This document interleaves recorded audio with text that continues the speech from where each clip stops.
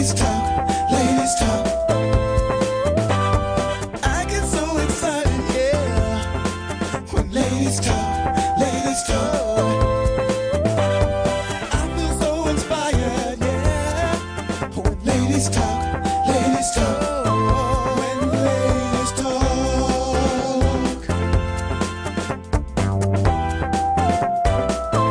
When ladies talk.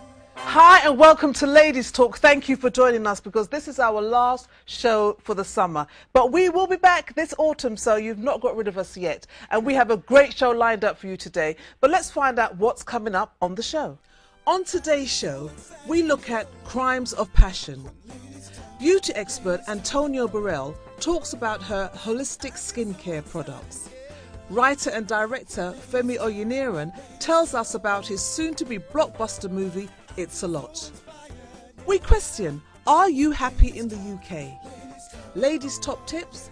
Makeup expert Pauline Rattery shows us how to achieve the smoky eyes look. Ramel London on the streets of London? Men's talk? It's definitely a lot. Ladies, it's time to talk.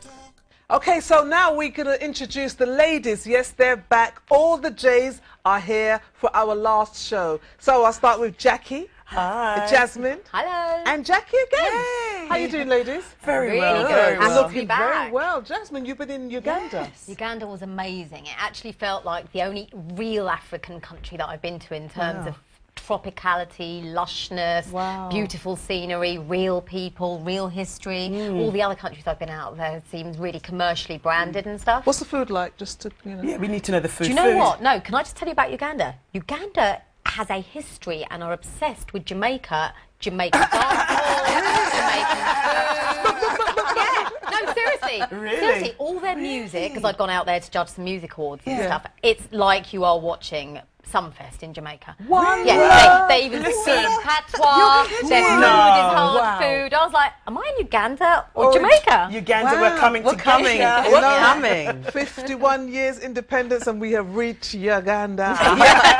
So let's talk about what's grabbed us in the paper. Jackie, what's grabbed you in the paper? Okay, so the official NHS figures have been out, and the figures came out and found that a 10-year-old has weighed in at 24 stone. A 10. 10 years Wow. old, 4'10" in Wow. height, 24. Now, to me, I thought that to myself, possible? 4'10". 4'10". And he's 10 years old. She's 10 She's years 10 old. years old. Oh, And she's not the only one that was in the 20s. Now, for me, when I heard that, I was like, okay, I know that we suffered from plate sizes growing up. Yeah. You know, my mum, we'd have to have lunch at school. And it's not hormonal, it's No, definitely due it's- to the food. It's food, it's eating. What about And genetically? What are They're his saying parents, it's his siblings like? Yeah. food, they're saying it's food, it's saying there's a rise in obesity, and they're saying that the younger people really, they're really concerned because what's going to happen when they get older? Diabetes, joint problems. That's when they Yeah. get older, you mean now. But growing Yeah. up, when we were, you know, eating, I remember I used to, I think my weight came about, my mum used to say, Yeah, but you're not. What are you talking no, about? I know now. My mum used to say, Angela, eat up all her food. Yeah, absolutely. And I, you know, even if I go to a restaurant, right, Yeah. and the food is left, all I can hear in my ear is, Angela, eat up all her food. But at least it was freshly cooked Yeah. and That's made true. then. And Because fresh food. nowadays I Difference. watch parents giving their children bars of chocolate for lunch, bars of chocolate sweets. But this why and is that? snacking Because between see, meals, this is the fried thing. Stuff. People think it's because of the, you know, chicken shops and fast food places. It isn't. It's exactly that. We've lost the time to prepare fresh ingredients, to know what's going in there. Because of our time constraints, we find a lot of parents now are just buying quick fixes. We don't know how much fat is in there, how much salt But you- content. but you And know what also the else? kids are Just a sitting at second. home more. But They're 10. playing their computer games, And much can play the sedentary life. computer But games let's, as well. let's look at it. Yeah. I think, I agree, but 10 years old. I know. And when you It's think about ridiculous. chicken shops, we used to have KFC, Kentucky Fried Chicken, Oh, yeah. only on a Friday. I see people going into chicken shops every Daily. day. So that's But at it's a 10 years habit. old, where's Parents he are- getting the money? parents are It's the not parents that learning are how bringing to him cook, there. are they? There. Yeah, It's the I know parents. parents who say things like, I can't cook, I've never Yeah. learnt to cook, I can buy a microwave meal. They just don't understand what's in these foods. Yeah. Yeah. Well, I think it's very, such a shame. it's actually quite irresponsible. And when you have to look after a child who's sick in their teens, it will make a lot of people wake up. Jasmine, what's grabbed you in the papers? Oh, what's grabbed me is UK Independence Party Member of please. Parliament Godfrey Bloom, darling. Even his name tells you he was born with a silver spoon in his mouth. But anyway, he has hit the news this week for all the wrong reasons. Yeah. The news has been saturated with this catchphrase, bongo bongo land. So he's doing this campaign where he's talking about not giving money to foreign countries, foreign aid should be stopped, and instead of just saying foreign aid should be stopped to other countries, he said foreign aid and Britain should not be given foreign aid to bongo bongo land. So now instead of discussing the real debate behind what he's trying to do, people are just talking about racism and the slur. Is he going to stand down? Is there something, I mean, what's been happening Well, about that? apparently he did a I regret saying that, but didn't actually really apologise. And at the end of his press statement said he loved it because he'd gotten lots of trending on Twitter and it had been great for his profile. Do you know what? I think, to me personally, because I think I like that the press had come forward and have made us all aware of this party, but stop giving him airtime, stop giving him press time, because the more we talk about them, the more we give him that notoriety. Get him off. Yeah, Jackie, what's grabbed you in the papers very quickly? So. Well, funny that Jazz was talking about trending, that he was talking about trending, because my thing is to do with social networking. It's a horrific story. I'm sure we've all seen it and read it in the papers and seen it on the news about this tragic suicide of this 14-year-old girl, Hannah Smith, who was unfortunately targeted, abusive targeting on a social networking site. She apparently just went on there to ask for advice on her eczema, and she was just, you know, just deluged by all of these awful comments that drove her to that. My thing is I feel so sorry for the family, but my thing is it's a shame that she couldn't go to one of her siblings, maybe one of her close friends or her parents, that we've come to this age now that we are relying on strangers that we don't even know on social networking sites and asking for their advice, where we should be going to our nearest and dearest who will give us that well, advice. You know, I feel so sorry for that family. Sadly, you get locked into that internet world and you get so locked into it, you actually believe some of the things you're... it's a very sad story. Thank you for that. Let's move on to our first subject, which is crimes of passion. And women are being killed by their partners, and it's on the increase. And we hear so many stories about this. I mean, recently I heard about a young girl who was going out with a guy in a gang, and he is threatening her, now that she's moved on, saying to her, you can't move on because actually it's either me or if I can't have you, no one can have you. And she's moved on with another boyfriend, but now he's targeting the boyfriend. So it seems like there is this endless kind of like trap that young women are getting involved in. Women who are in relationships are kind of like finding out that they've met partners who will make them, who will snap.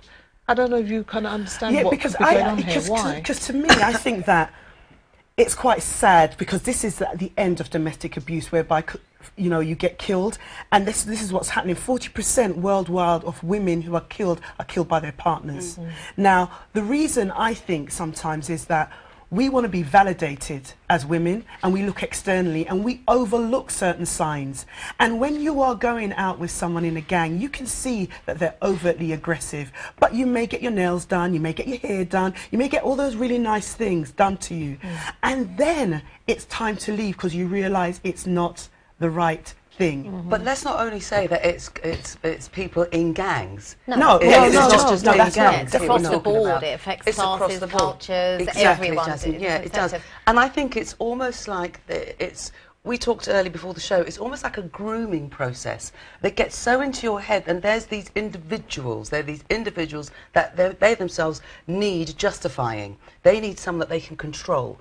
And that's the way that I think it must boil down to that. And the person they can control, they do it bit by bit. It's little by little, they get into their heads, and then almost squeezing out any confidence that that person has. See, that's a natural progression for domestic violence. But the crimes of passion, like this young man who was jailed, Tony McLerman, who actually killed his ex-girlfriend. She was pregnant. And the baby. I mean, that is somebody premeditated, calculated, I'm going to harm you and stop your life.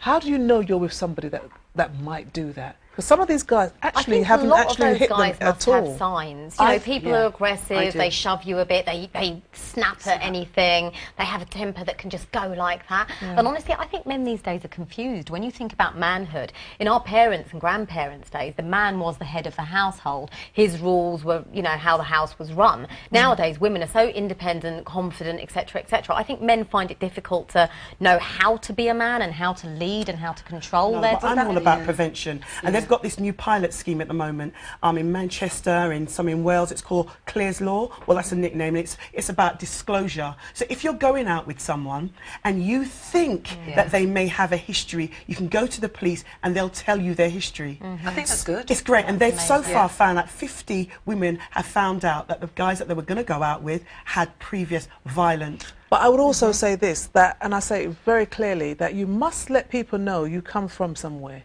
that you come from family, and you come from stock, as they would say. Because I think half the time, I come from 4 brothers, and you know, we all can all mix it up now and again and be nice and neat and be loving and caring. Or you have another brother, or you have a whatever that needs to be introduced to people, so that you go, this is my off-key brother, this is my nice brother, and this is my Jesus brother. But you see this brother here?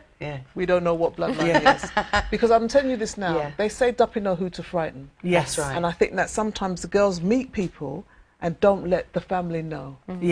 And these guys have their way of getting into her, getting into that and breaking down and that's the what confidence. happened with Claire's dad. He knew that this guy wasn't right, but she kind of got involved, and he knew he wasn't the right guy, and eventually he took her life and his life. And now that's why this new pilot scheme is saying, you know, for people who don't know the family's history, you can go to the police and get past records. That's fantastic. I But think then, it's you know, brilliant. and but you must be brave enough to do that. and Don't that's the sit thing. back on it and think. If somebody comes into your home and you see your child changing, you have to take some sort of steps to find out who they're coming from and where their family. Because our parents did that. Because when you used to go bring somebody home, your parents go, where are people from? Yes, that's it. Oh, they're from the line. We go back to Africa on that one, Mum. And sometimes I think, important. I remember my parents looking at people and thinking, nah, he's not a good one. And as youngsters, we don't want to take note of that. Board, But sometimes they know best. Absolutely, Mum and Dad know best. I don't like the way I'm fierce stunt. Anyway, when we come back, we have ladies' top tips, and also, I don't know if the ladies have noticed that my skin is glowing. Lovely, Yes. we did notice that. Yes. Antonio Burrell, that's all I'm saying